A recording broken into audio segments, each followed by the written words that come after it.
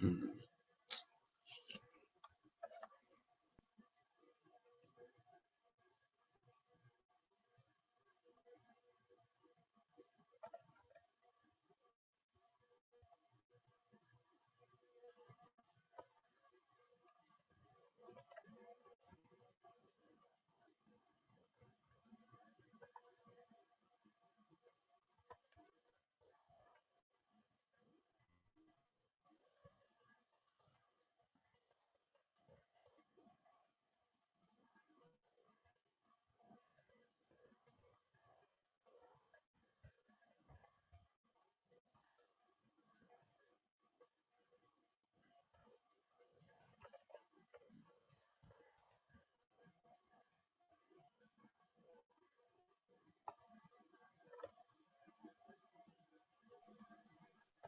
Hello? Score. Hey, how you doing, Good man? morning. Good Doing morning. good. Doing good. So can you hear me? Oh yeah, I can hear you just fine. Okay, Can you hear great. me? Perfect, man. Yeah, perfect. Sweet, sweet. Yeah. Well, first off, I want to say, do not judge me for my pink headphones. Uh, I'm traveling and I'm using my wife's headphones. So yeah, yeah. Mine are It's all, usually black. no, it's all good, man. I personally actually don't prefer. I think pink is a manly color, bro. Like I have pink shirts, and I don't mind rocking them at all. So you're good there. Awesome, awesome. Well, let's go ahead and get started. I'll do some editing of this interview later. So let's go ahead and run. Hey, Okay. everybody, this One is thing. Travis with CommerceDude.com. Oh, wait. Okay. Because I think we're breaking up in between. So like, are you hooked up? Are you using a hotel internet? I'm using I'm using my in-laws Wi-Fi actually. Okay, because I'm not sure what's happening, but it's like really like lagging in between. So like, do you think you could like hook it up to an actual like a wired connection? Because like I want your listeners Yeah. to have a good experience. Yeah, give me one sec.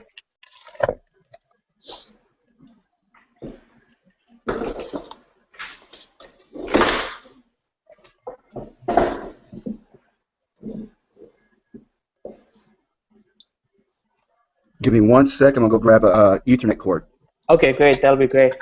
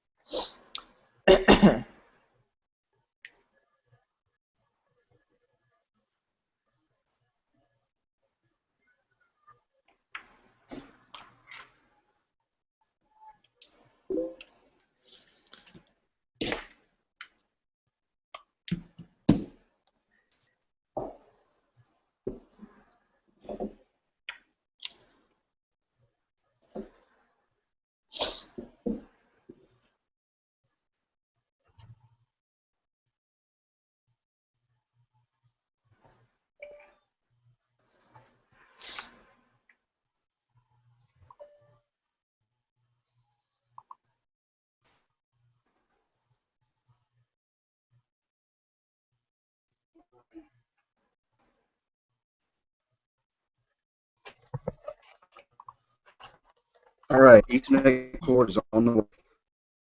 Okay, great.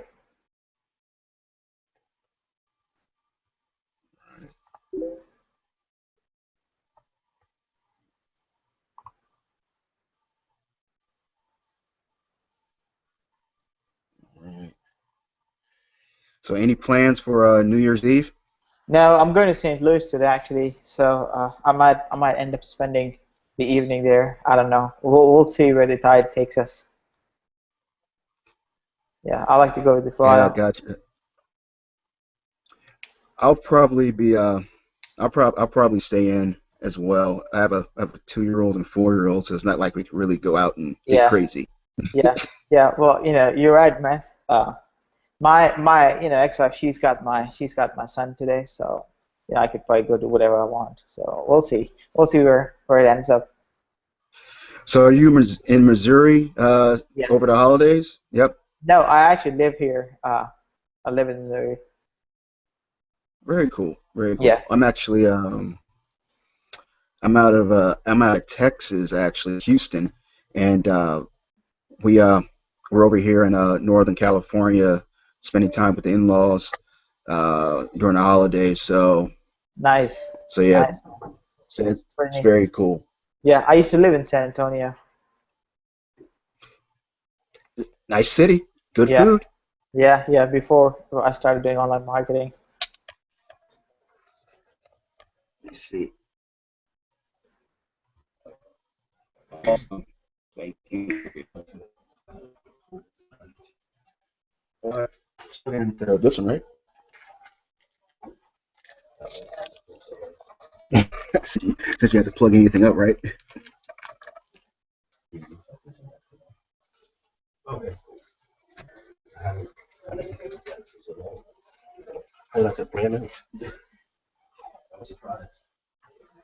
Thank you.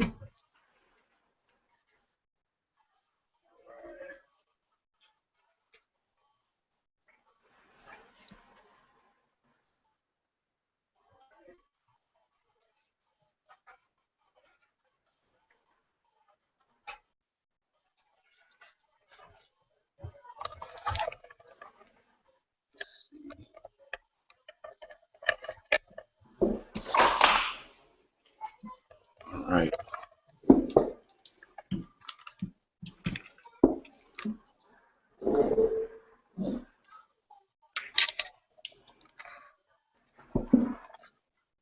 All right, man. We're good. Very cool. Very cool. All right. I'll go ahead and just do the formalities again. Okay. Uh, Hey guys, this is Travis with CommerceDude.com, as well as creator of the e-commerce summit. Have a special treat for you guys. We have uh, Nishant Bardvaj here with us today, Teespring expert, Facebook ads expert. He 100K in 30 days. I know a lot of you guys after the first e-commerce summit, you were asking me questions about Teespring and Facebook ads and things of that nature. And actually, one of our members in our group, Tangelia, she said, you need to give him a shot. He knows everything about Teespring. He's the man. And she actually told me she would unfriend me if I didn't reach out to him as well. So, so we're lucky to have him here. Nishant, the floor is yours. First question. What's your what was your previous background before you actually got online marketing and Teespring? Okay. Well, I've been doing online marketing for just a little over a year now. This is in January was when I started doing Teespring. Actually, I started doing Teespring a little earlier than that. My background is I came to United States about 6 years ago.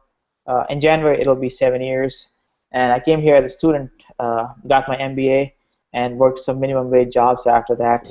Couldn't find a job, and I ended up finding a job with a Oh transportation wow. company. I was working as a manager, but I just got very tired of it. I didn't like the whole corporate grind, and I just wanted to do something of my own. And at that time, I remember I was sitting in a Starbucks and looking at my car, and I just said to myself, if I lose everything, would I still be happy doing what I really like doing?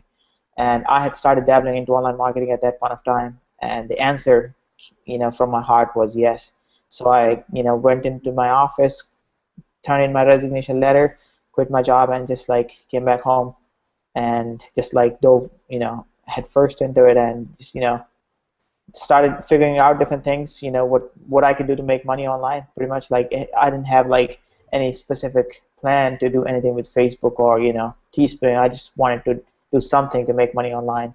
And then after dabbling into SEO and doing a little bit of eBay and Amazon, I stumbled upon Teespring, and I stumbled upon Facebook ads, and I realized that I could make a lot of money really fast if I use Facebook ads. And Teespring was a very, very good avenue for me to test it out, and like next 12 months I've done extremely well for myself.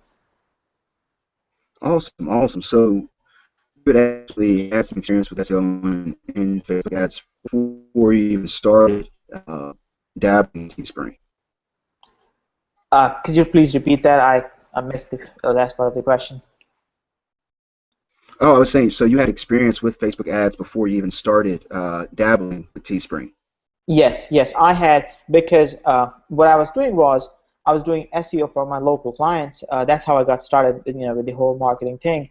And I was ranking websites. I got really good at SEO, so I was ranking websites on page one of Google, but we weren't getting a lot of traffic. So for a small local business, they're paying me $1,000, $1,500 a month, but they're not getting too much traffic. I felt bad about it.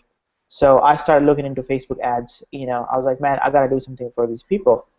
So I started looking into Facebook ads, doing that, and using Facebook ads, I started promoting a few, small, digital products. Nothing with great success. I was making my money back, but nothing, to write home about. And I did a couple e-commerce things, just selling physical products using Facebook ads. But again, nothing huge. But it was when Teespring came along, I really started figuring things out. How to target extremely well, and my mentor Don Wilson, he helped me out quite a bit. He put out a training called FB Ads Cracked, and that's where I took my game to the next level.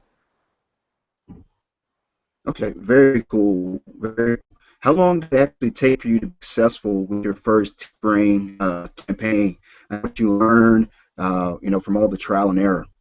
Okay, well, the first couple times it didn't work out very well.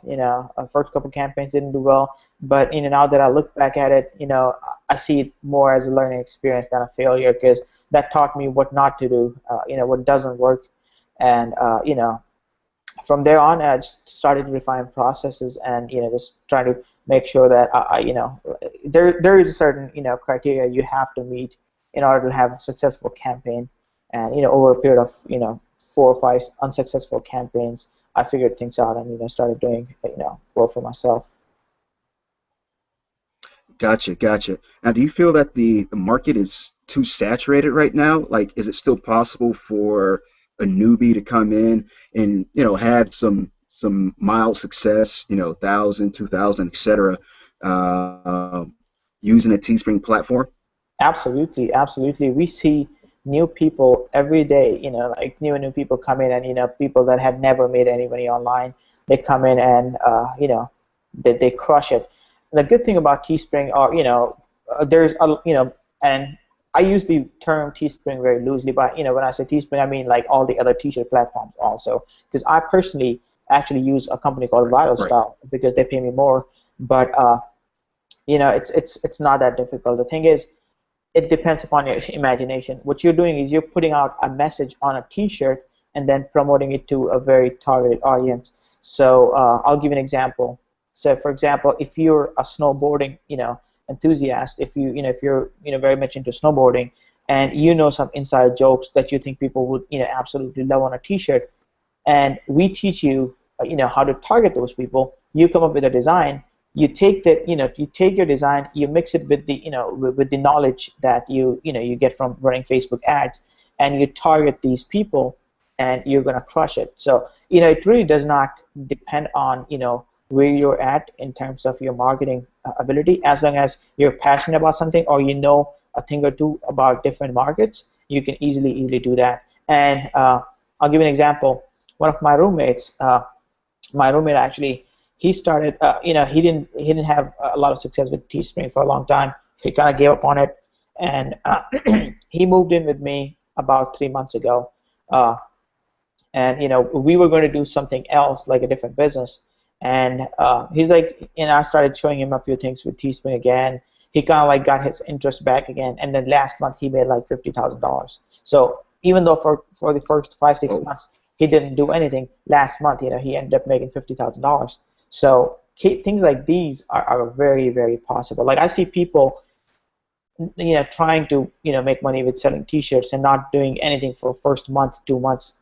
Don't worry about it, because the third month could easily bring you like $100,000 or $50,000, and for most people that's life-changing money. Gotcha, gotcha. So it's not about like the fast turnaround, fast cash. Everybody wants that genie in the bottle. It's something that you have to progressively work at, progressively drill down and to perfect the craft. Absolutely. I mean, the thing is, you are going to get better with time. So progressively, you are going to get better. Some people they have hugely successful campaigns like right off the bat, and some people they've been at it for like 3 months and never been able to do anything with it. So if you're it is fast cash if you can get it, but again at the same time you can end up spending money also and not make any money back. And again, it all comes down to finding that perfect message to put on a T-shirt, finding the perfect design, and matching it with your market. So, excuse me. So, for example, if you're selling a T-shirt to plumbers, there is a few T-shirts that have a little sexual overtone. Like oh, I lay a good pipe, things like that. And plumbers, they love it. And I have a friend who sold thousands upon thousands of those T-shirts targeting plumbers on Facebook, and it was an easy sell for him. It was his first campaign, and he just crushed it right out of the door. So it all comes down to how well you can take something, take a message, put it on a T-shirt, and then sell it to all these people. Gotcha, gotcha. Yeah, I just had an idea just now. I was reading an article this morning on Johnny Manziel, so Yeah, like a brown shirt with like an orange beer mug that fell football off, or no, not NFL, but fall season is here, time to party. yeah, You know, Manziel likes to party and stuff. yeah, It'll just okay, all right. So those inside jokes, yeah. knowing the market, those are key. Yeah, yeah, that's definitely the key. I mean, and the thing is, if say for example, if you're not passionate about these things, let's say you have a clean slate, you don't know anything about anything, you could still make money using T-shirt model, because there are so many very good trainings out there. You can just go, like start going through these trainings, start learning about how things work in this marketplace, and you can easily figure out. Like I truly believe in my heart that anybody can make money with selling T-shirts online.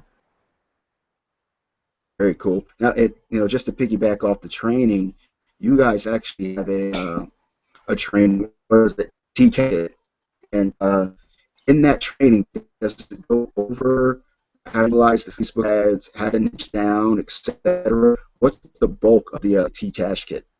Okay, T-Cash Kit. Well, I launched that product actually this year and in February. And in that training, we mostly showed like some of the trends that were working in market right now, how to tap them, and I showed a few things about how to target on Facebook, how to set up your ad, basically anything that a newbie needed to know in order to get started. I also showed how to do research and everything.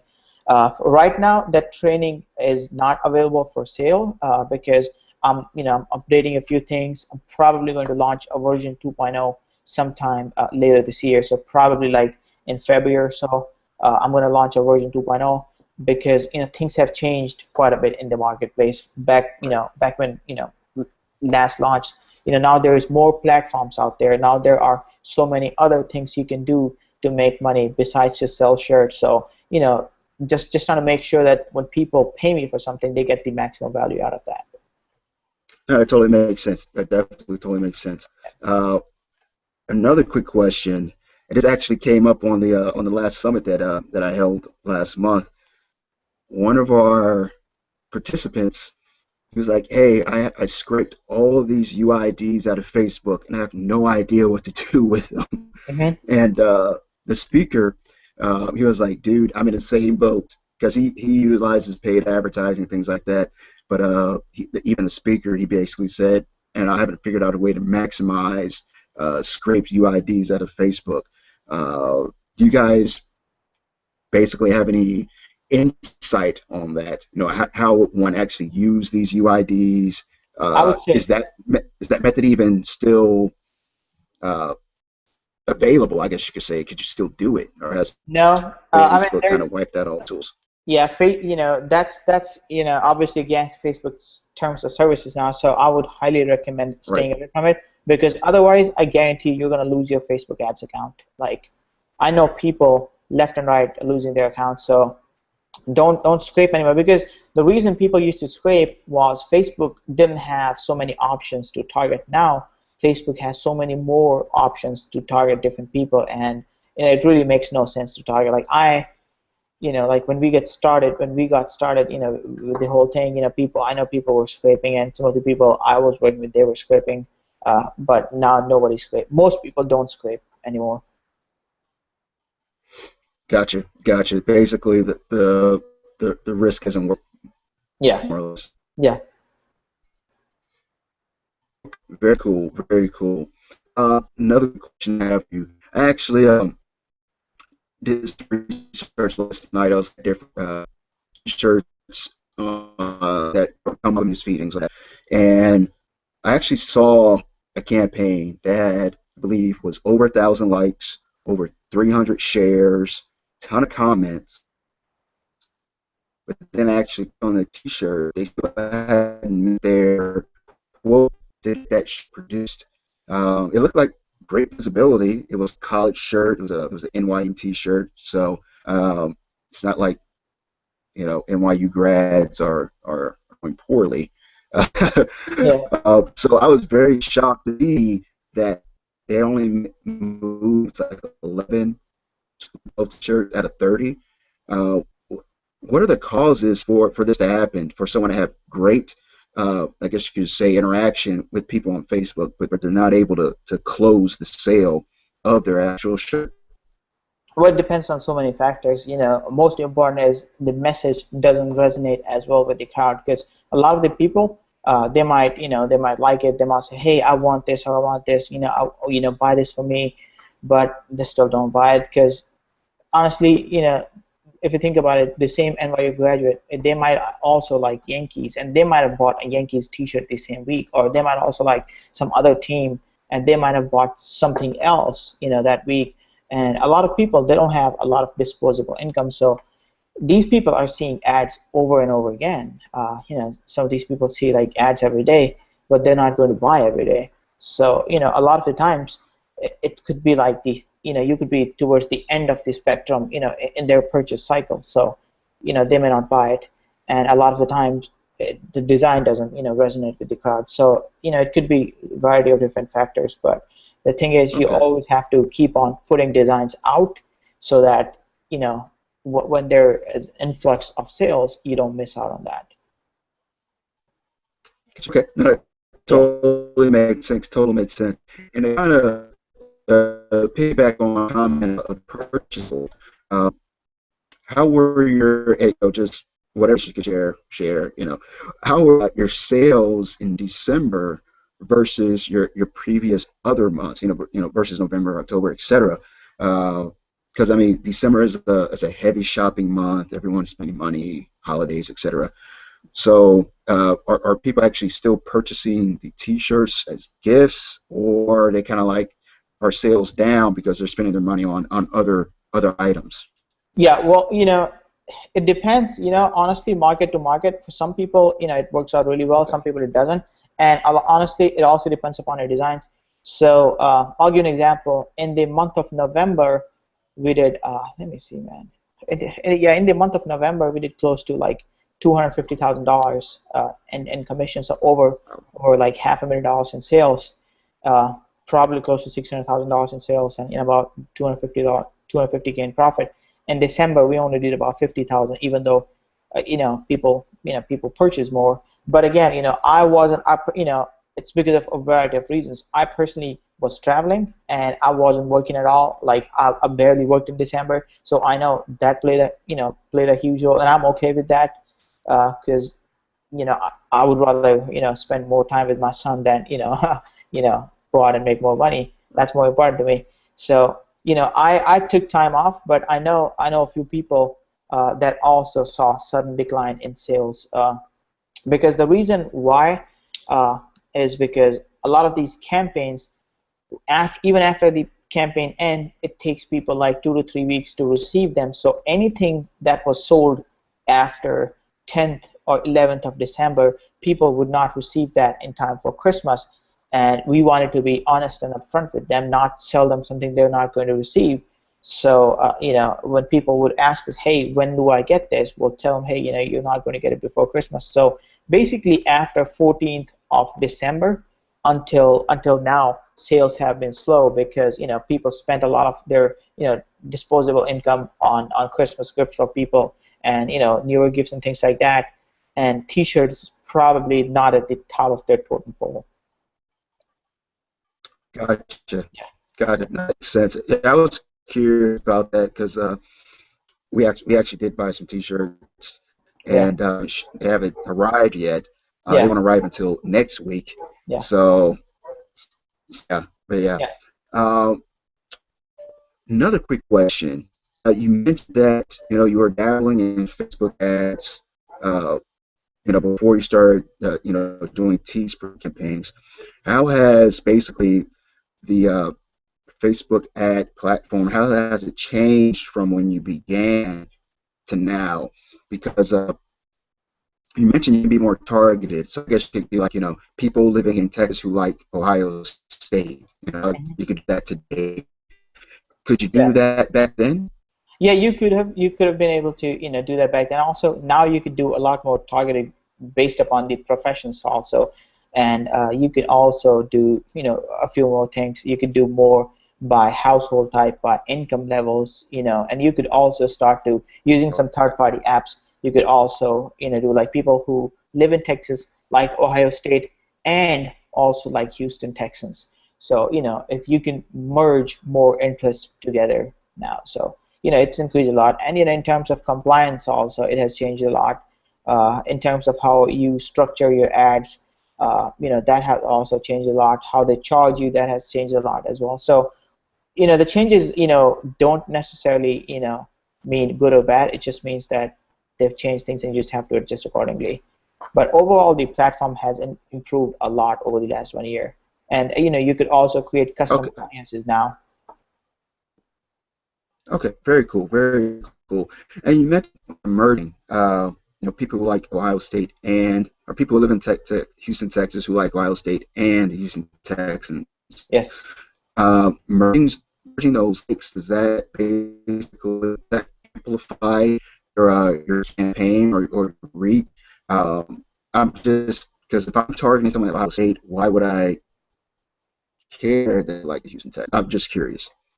Because there's a lot of people that are very passionate about more than one team. So we had this campaign where, at the back of the shirt, at the front of the shirt, the design looked like a combination of Texans and Ohio State. So, and then just to give an example, so somebody like that, we might have the map, the outline of the state of Ohio with the Texan type looking something at the front, obviously not the logos, obviously not infringing on their intellectual property, and then at the back we Right. might say something like I'm a you know I'm a Buckeye on a Saturday and a Texan on a Sunday because Buckeyes play on Saturdays and Texans play on Sunday, and you know you can make serious money with that.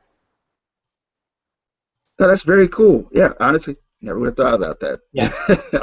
So But yeah. yeah, no, that's very, very cool. Very cool. Very cool.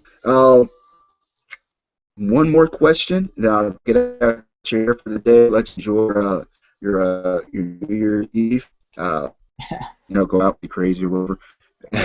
Yeah. um, for an individual, yeah, because a lot of the people in the group they focus on physical products, they focus on they utilize e-commerce as their main platform. Uh-huh. But what I've also noticed is that they really haven't.